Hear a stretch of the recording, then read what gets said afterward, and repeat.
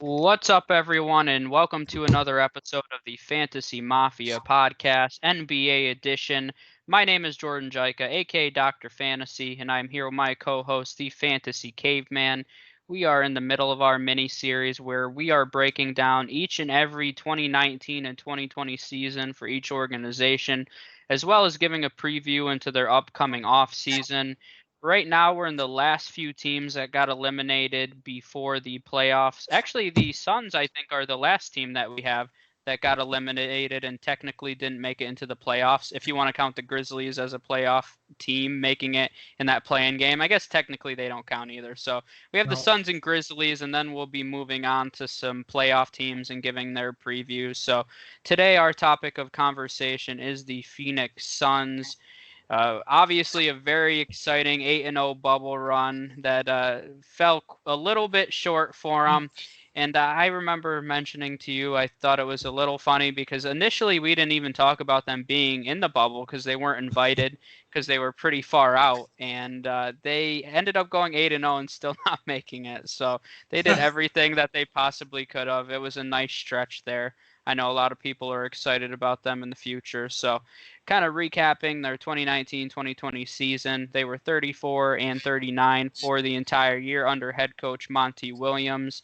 Their points leaders were the Devin Booker at 26.6, Kelly Oubre at 18.7, DeAndre Ayton third with 18.2 points. So they had three guys that scored over 18 points. Then you had Ricky Rubio fourth there with 13 points. DeAndre Ayton led the team in rebounds with 11.5. Kelly Oubre was second with 6.4. Dario Saric 6.2, and then they had Aaron Baines who had 5.6 rebounds per game. Ricky Rubio unsurprisingly led the team in assists with 8.8. Devin Booker right behind him with 6.5. Ricky Rubio also led the team in steals with 1.4, tied with Mikal Bridges, who also had 1.4. Kelly Oubre with 1.3, and then Cameron Payne with 1. And then, also unsurprisingly, DeAndre Ayton, as their go-to big guy, also led the team in blocks with 1.5. So, Caveman, I'll kick it over to you. Anybody specifically that really stood out to you this season? Yeah, and very quickly, since my new thing for these season leaders, DeAndre Ayton led the team in plus minus at plus 2.6. We're not counting Cameron Payne, who technically led the team with like 11.5. But if we're doing technicality, technically Cameron Payne led the entire league in plus minus. So, but we're not counting that because he played like 8 games for him or something. Nope, not doing that. Very Also, before I get into the guys that impressed me, quick question: do you remember the last when was the last year that the Suns made the playoffs? Gosh. I'll say 2008. Close. 2010. 2010. All right. I was in the right. It was the year where Nash and Stoudemire lost to Kobe and the Lakers in the West Finals. Yep. So that was 10 years ago. So they were that close. I'll start off, obviously, you got to start with Devin Booker, who people are saying he played so well in the bubble because he's supposedly dating Kendall Jenner. Maybe that has a correlation with how well he did in the bubble. Who knows? It has to. It has to. That has to be the only reason he did that good. Well, yeah, you already mentioned the stats for Devin Booker with around 27, 4 rebounds, 6. Shot 35% from 3 as well, so very solid from the 3-point line. And like you said, he was the reason why they went 8-0 in the bubble. I mean, they got decent contributions for everybody else, but he put them on his back in the bubble and did what he could, but like I said, it just wasn't enough. I think you look at Devin Booker. I think probably not. He probably can't be the number one option on a championship team, but he could definitely be a number 2. He's because Suns ain't going anywhere anytime soon, anyways. So yeah, he looked like the superstar. I mean, and easy to say that because the recent memory is of him balling out and them going 8-0 in the bubble. But I just think that speaks more to the fact that he's one of the top young guards in the league today, and I think you're gonna just continue to see him take the leap as the Suns try to get better and get more pieces around him. So he's. Would you call Devin Booker a superstar? I would now. Yeah, I mean, and I know that bubble was a short sample, but he's had back-to-back years of averaging over 26 points. So, yeah, I mean, I think at this point he's launched himself into even that top 10 player category. Yeah. And then like Kelly Oubre, it was kind of a shame that he was having a really solid season. He was like you said like you said with the 18 points, 6 rebounds. He also shot 35% from three. And this is the same guy who in his Washington Wizards days looked like a dude that doesn't even belong in the NBA. Like he was god awful when he was with the Wizards. Oh my, that was so bad. But I think he's found himself in a good situation, and we'll talk about this soon. But we'll see if they look to extend him or not. That's something that they're gonna have to deal with. And I remember Kelly Oubre being a very popular DFS play of mine before he got hurt. He's always fairly reasonably priced, and he would often come through there. So That's your boy. You love him. I You love. don't want to Kelly just talk Oubre. about Oubre all day. I think we should have our own Kelly Oubre pod. I don't see why we wouldn't. There's no reason not to. All right, I'll go through their current depth chart as it stands right now. Then, right now at the 1, they have my boy Ricky Rubio, a true NBA point guard, a pure #1 point guard. But that is true. He's not a primary scorer. He's more of a guy you saw almost had 9 assists, and he's been doing that his entire career. Behind him, they have Elie Akubu. Third is Cameron Payne. At the 2, they have Devin Booker, Jevon Carter, Mikal Bridges also comes off the bench. Cameron Payne plays some of the 2 as well.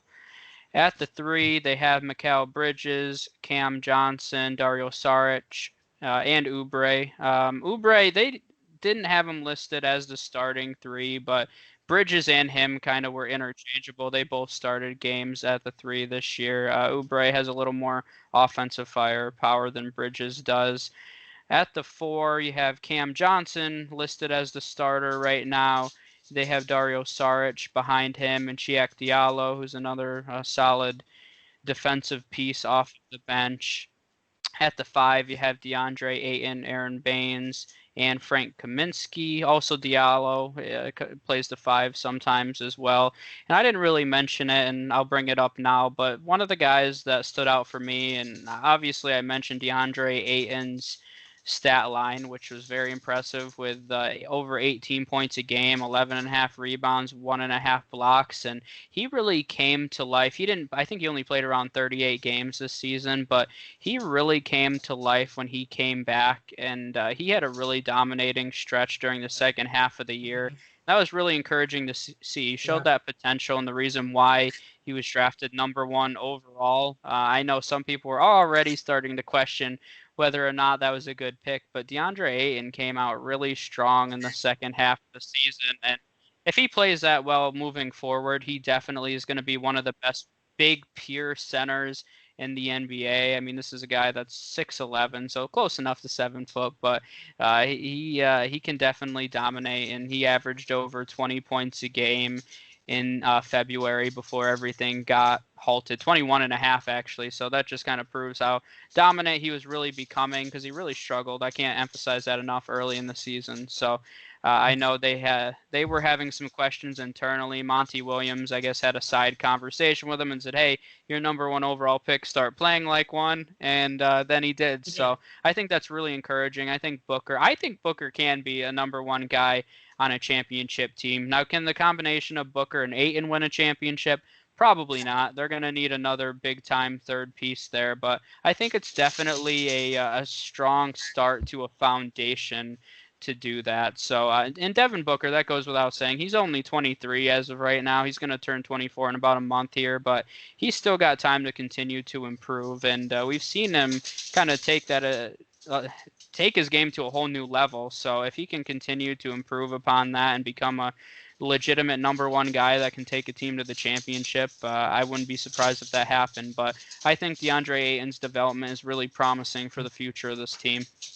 Yeah, I'm glad you mentioned it. You don't see a lot of guys like DeAndre Ayton these days. You look at he's a pure center. You don't really see a lot of those in the NBA anymore. And I think that's it's kind of nice for at least for the people that like the old school style of play a little bit. I mean, the Suns aren't really known for that, but they got an old school style player in DeAndre Ayton. So him and that Booker and Ayton combo is going to be very exciting to see going forward. Yep, definitely. And I'll go into a few of their free agents. I'll make sure I bring up every single name for the Caveman. Yeah. The big ones that they have, not too many huge names, but Dario Saric is going to be a free agent. Aaron Baines, Jevin Carter, and then Tariq Owens. Did you have Tariq Owens on there? I did have him on there. Yes. Okay, good. So, what notes do you have on their free agents here? Anyone you think that they need to retain, or any further notes? I think obviously so yeah, Aaron Baines, yes. Kaminsky with a club option for 4.7. Saric is a restricted free agent, so I think he could be a key name to I think he had a decent season. We'll see if he commands any significant amount of money. Like you said, Diallo club option for 1.6. Carter is a restricted free agent. He's a nice backup point guard for him. That I think they could probably get him at a cheaper deal and kind of retain him. Cameron Payne, and this is I was talking to you about this yesterday. He has a club option for only $196,000. That's crazy to think this day. Like obviously that's a lot of money to normal average Joes. But for an NBA player, that's pennies for an NBA player. Yeah. Obviously that's obviously like a no-brainer. I think he could be a nice solid bench guard for him. And then Tariq Owens is restricted as well. That's the overall thing. They only have one unrestricted free agent, and that's Aaron Baines. Mm-hmm. So everybody else, looking at the list, obviously, I think they're gonna probably keep Payne. Diallo club option is only 1.6. They probably pick that up too. The Frank Kaminsky might be able. I mean, I don't know. I don't think his game and his style is that good for the NBA. I mean, he was very solid in college for Wisconsin. Kaminsky's he's really better suited for the college game in my opinion. So I wouldn't pick that up for almost $5 million if I were them. But no, what do you think about Frank Kaminsky? Quick, because I don't want to just make it seem like I just hate the guy, because I don't. But yeah, why do you hate the guy so much? Let's talk about why you hate him so much. I just don't think his game is like I see him pop threes, and that's all I see him do. I don't see him do anything else. I don't see him rebound. I don't see him dribble the ball at all. I just see him shoot threes whenever I tune in. So kind of under the radar too. Cameron Payne actually signed a 2-year extension, so he's actually good to go with the team. Oh, did he? Oh, okay. Yeah. Yep, it was like in the middle of the season and under the radar kind of thing. But yeah, I mean, with Frank Kaminsky, For me personally, I do think they need, it's one of the things I was going to talk about. I do think they need a little bit of depth behind DeAndre Ayton, who has dealt with some injuries. And especially, I don't think they'll retain Aaron Baines. It depends on what he commands on the open market. But, I mean, he's a strong-minded defensive bench piece, I would say, at the 5 position. But we'll see what kind of contract that he commands. Kaminsky, to me, is just big man depth at this point. He's not a guy that should be starting for you, but if he needs to play 10 to 15 minutes, I think that's where he's best suited in the league. So, but 4.7 million is just too much for a guy like that. I don't know. When you look at what guys get paid nowadays, is it? I mean, a lot of guys, that's kind of like a minimum contract. It seems like anywhere between 3 and 5 million for a lot of these guys. So, I mean, I wouldn't expect them to just pick it up right away. If anything, they'll let him hit the market and see what he goes for. But the interesting name to me is Sarge, who did have a solid season. He really hasn't done much. He was a first-round pick, but he hasn't done a ton. But he did show some promise in games that he started last year, average over 10 points, 6 rebounds. So he's 26 years old. He's at that age where, you know, he should be hitting his prime here. So him being restricted is kind of interesting to me, and I feel like he's one of those guys.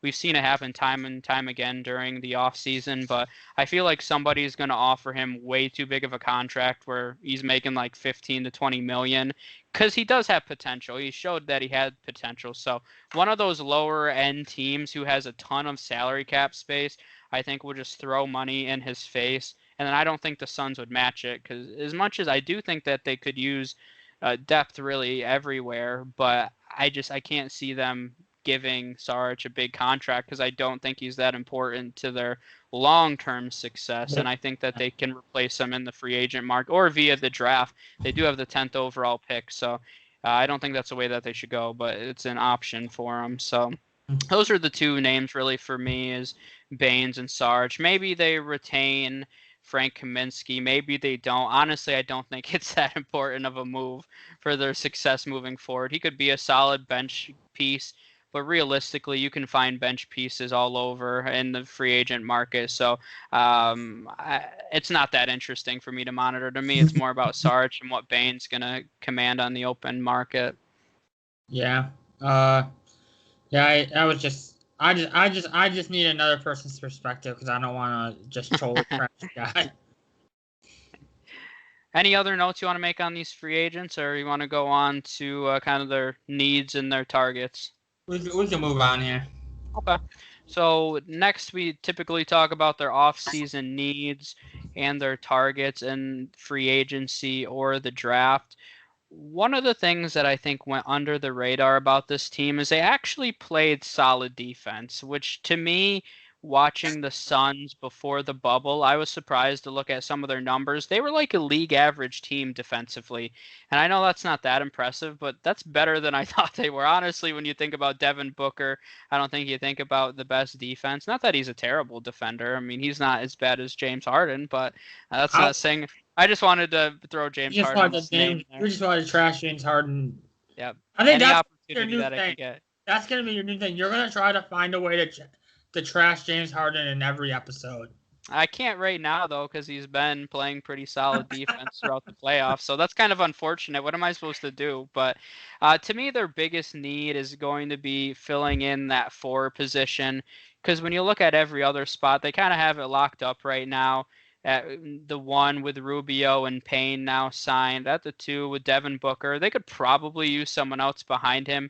They have Jevin Carter, who we mentioned, who potentially may not be back. They'll probably sign him to a smaller deal, but even so, they could probably use some depth there. At the 3 with Bridges, if you throw Cam Johnson, Oubre into that mix, pretty solid there. But then you come to the 4. You have Cam Johnson, who I don't think is the most impressive 4 that you can have. So I think with that 10th overall pick, that's the direction I would personally expect them to go, is to try to replace somebody there, especially without Saric, because I think you could argue that Saric is their 4 if they do end up signing him. I personally don't expect him to return, but if he does, I guess they're a little more locked in there. They could still use some depth, but to me, it's all about what happens with Saric in that 4 position. Yeah, that's interesting. And we usually agree on these offseason needs for the most part. But I'm actually going the opposite direction. My needs are more focused on the guard positions. I mean, you look at it, Rubio's really solid, and I like Rubio, but he's like 95 years old. Like he's been in the league. 95. I don't know. He's at least he's over 30. I know that he has to be over 30. He's been in the league. 29, bud. Okay. 29. Come on. I think you look at that's payback for the James Harden job. Yeah. Okay. I think they could use some playmaking off the bench. So they don't really. I think watching the Suns, like Rubio did a good job of setting them up, and even Booker, who people was 6.5 assists for a guy like Devin Booker, who is only really people don't really think about him as a facilitator, but still 6.5 assists. I think they could use kind of a playmaker off the bench, just to kind of get that second unit rolling. I'm not the Suns like bench unit wasn't overly impressive this year. I think they can kind of use a guy to kind of get them going.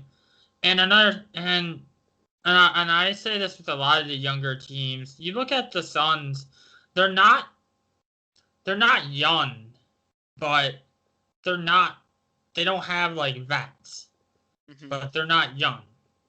It's kind of weird. They're kind of a weird in the middle age. So I think they should go and target one of those guys that's actually a vet. I'm thinking maybe a guy like a veteran, like wing piece off the bench.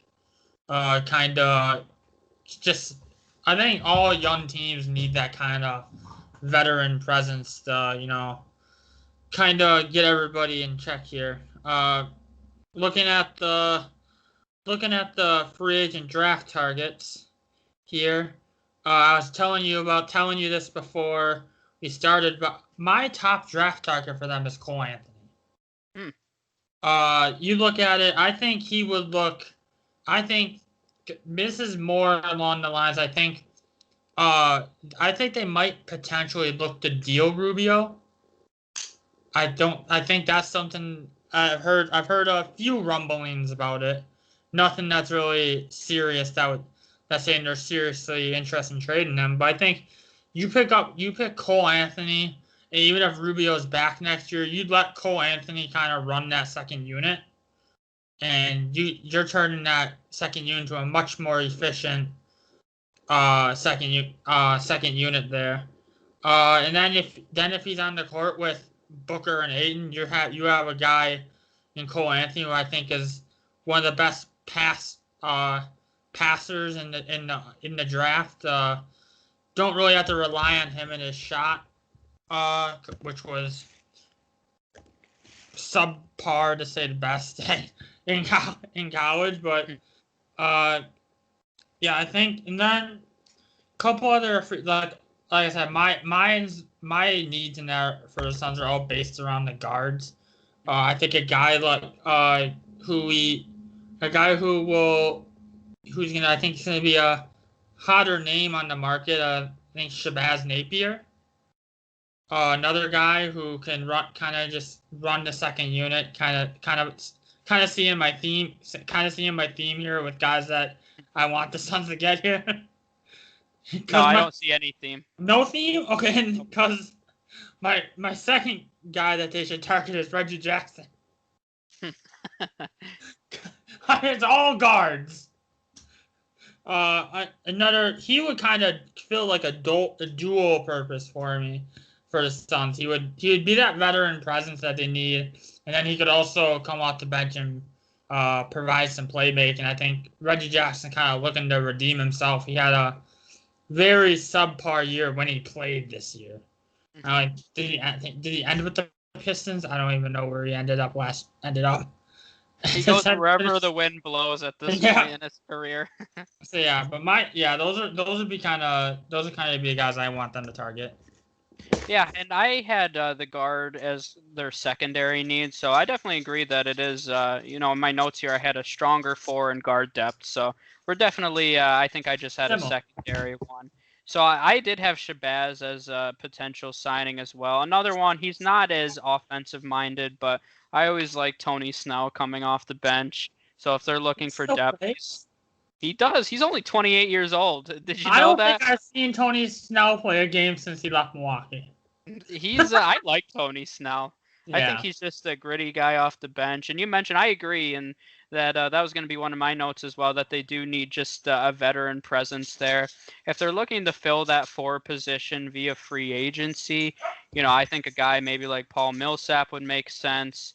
His contract would be too big, but I think Gallinari could be another scoring punch for him if they were able to convince him to come over.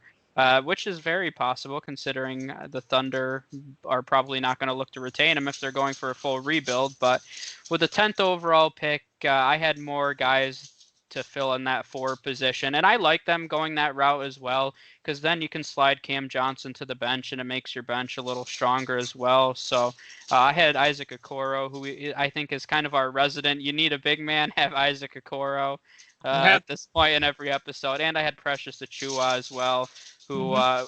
I think he would be a little more of a depth piece because he's a bigger guy. He could play the 5 in the NBA, but if you wanted to go big, you could probably put him next to DeAndre Ayton or rotate who's on the court, have Ayton and then Precious Achua on when Ayton's off the court. But to me, that's their biggest need is finding a 4 and then a little more guard depth and definitely finding more of a solidified veteran presence at this point. When you look at it, that's really where their biggest holes are.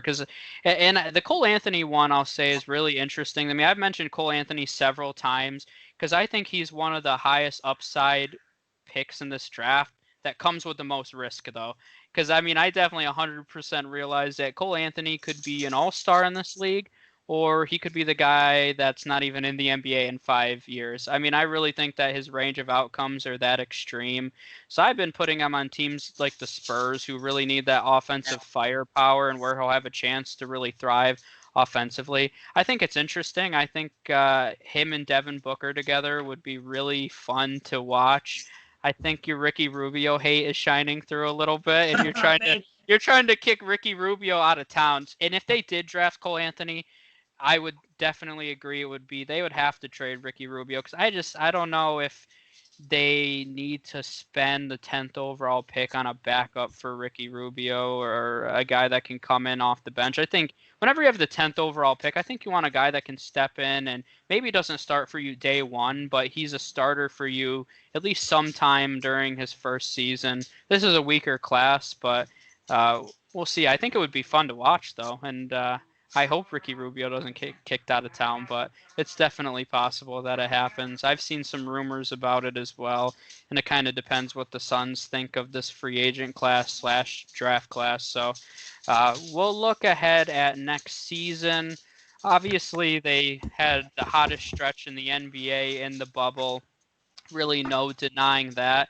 I think watching them over the course of a full season is going to be really interesting next year to see if they can continue some of that momentum and see are they the team that we saw before the bubble or are they that team that we saw in the bubble. So if I had to predict where they were going to finish next season, I think honestly it's pretty similar. I think they'll be fighting for one of those last playoff spots. It wouldn't surprise me if they were the 7th or 8th seed, but I think they'll be in a similar position where maybe they finish somewhere between 7 and 10, and they're just keeping themselves in the race for a playoff spot in the West. Yeah, I think I pretty much agree there. I mean, Booker's obviously going to continue to hit a leap. DeAndre Ayton as well. I think 7th seed is probably the best case scenario for him. I don't think they can get above that. They're still very puzzling because, like I mentioned, they're not young, but they're not old. Hmm. And that's just a weird situation if you think about it. Yeah, they'll be fighting for a 7th, 8th. They're probably gonna be around what they did this year. I don't think they're going to be able to do enough in the draft or free agency to kind of make that next vault, especially with there's other teams that missed the playoffs that I think might have a better chance than them to kind of sneak in, but we'll have to see going forward. They're going to be one of the more exciting teams to watch for years to come with that Booker Ayton combo. Yeah, for sure. And then this is kind of funny because we keep mentioning it, but by pure age of their entire roster preseason, the Phoenix Suns were the youngest team in the NBA. Really?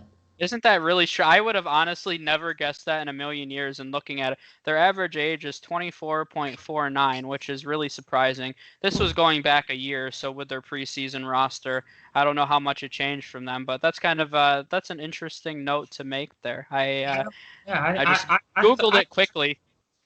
I thought for sure I don't know where it was. I definitely did not picture them as a younger. Because you look at them, they don't have like a lot of our teams have these 19 and 20-year-olds. Like, do they have any 19 or 20-year-olds? Or is everybody like 22 to 28?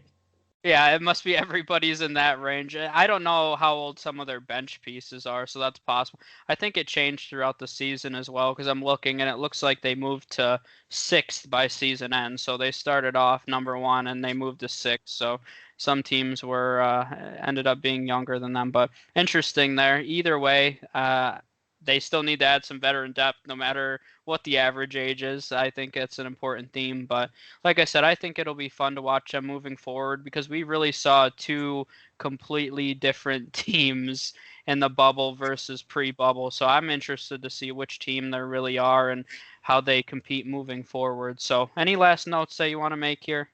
Nope, I think we got it all. All right.